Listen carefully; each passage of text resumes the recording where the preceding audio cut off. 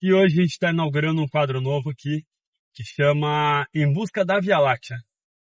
Eu até hoje nunca vi a Via Láctea e é um sonho que eu tenho. E hoje a gente vai para Cederberg, no interior da África do Sul. Fica mais ou menos 3 horas de carro. E é isso. Vamos ver se hoje a gente tem sorte de conseguir ver a Via Láctea. E tem uma coisa que muita gente não sabe e eu também não sabia. Inclusive, eu quase me frustrei numa viagem para o Atacama por causa disso.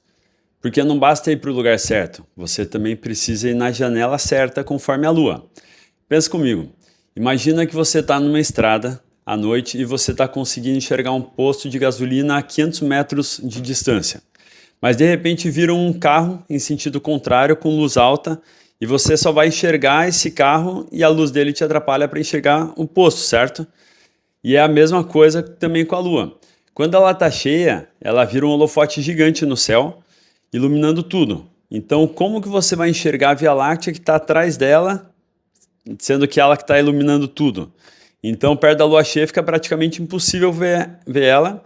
Já perto da lua nova, a lua praticamente desaparece do céu. E aí você consegue pegar um céu muito mais escuro, aumentando muito a chance de ver a Via Láctea. E na largada, a primeira coisa que tem que fazer aqui é mudar o chip do cérebro. Tem que dirigir na mão inglesa aqui. Então, aqui, se for ultrapassar, é a pista da direita, de boa aqui na esquerda. E também tem que tomar cuidado que aqui a tendência é a faixa, a gente ficar muito mais colado, porque não está acostumado a esse lado aqui, né? Isso é o que eu mais senti dificuldade aqui. Volta e meia eu tô meio que pra cá assim, ó.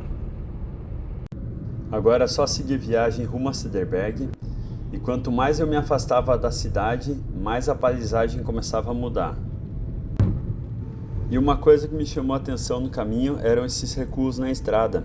Vira e mexe tinha umas cabaninhas assim pra galera parar, descansar, comer alguma coisa. Opa! Se tem placa, tem história. Olha os loucos aí. Olha a galera na frente. É, acho que essa estrada era mais deles do que minha. E aos poucos eu estava chegando e Cederberg começava a aparecer. Essa vai ser minha casa pelos próximos 2 dias. Vai ser minha vista quando acordar aqui. Espero que essa nuvem vá embora, senão o plano hoje já era. Aqui tá a máquina pulsante. Então vamos entrar aqui para ver como que vai ser a noite no trailer aqui. Aqui geladeira, uma cama,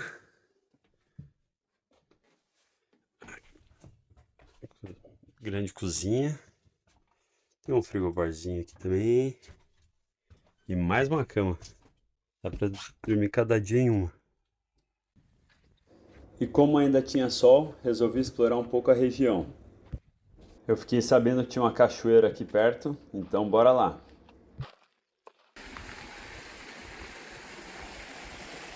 E valeu demais essa caminhada, hein?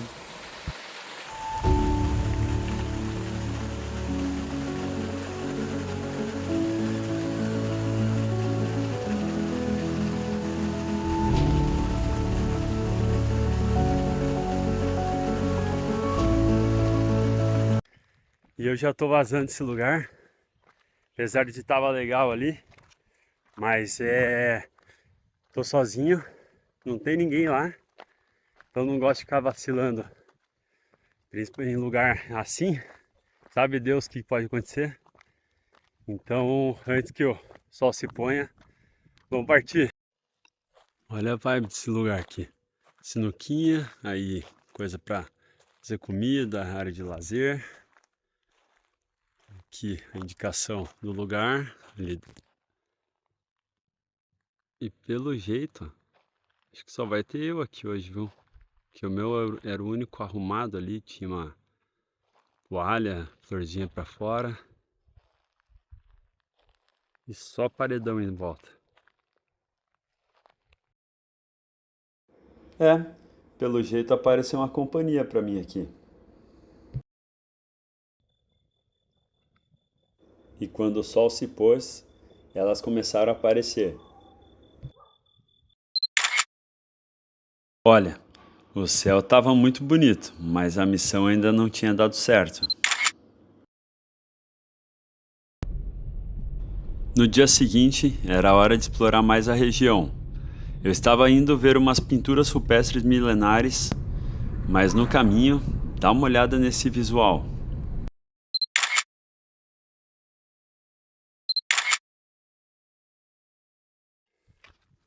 E aqui começa a Sevilla Rock Art Trail, a trilha das pinturas rupestres do povo San, um dos povos mais antigos da África e que mantém sua cultura viva até hoje.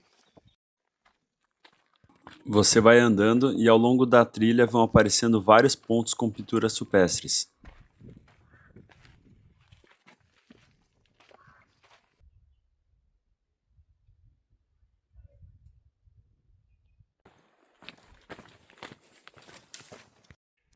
Parei para dar um respiro aqui também.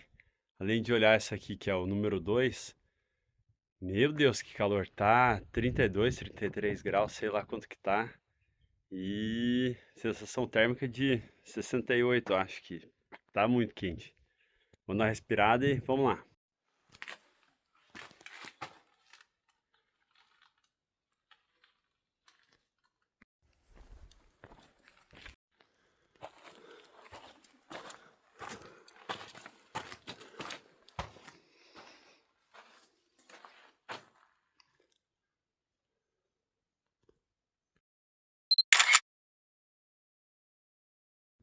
E na volta, comecei a encontrar os moradores locais pelo caminho.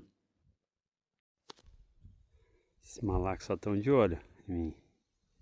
Cadê o outro? Ali. Tinha mais um, mas fugiu. Só de olho.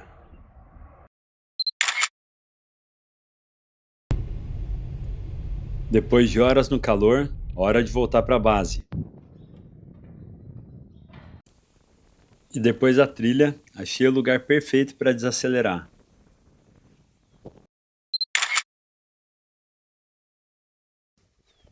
E olha a vibe desse lugar.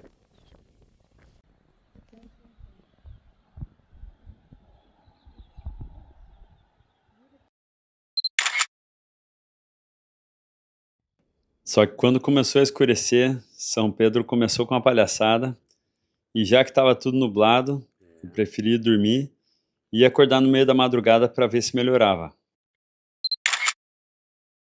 E realmente abriu, estava muito bonito, mas infelizmente a Via Láctea não apareceu. No dia seguinte, quem apareceu para me dar bom dia foi esse cara aqui, ó.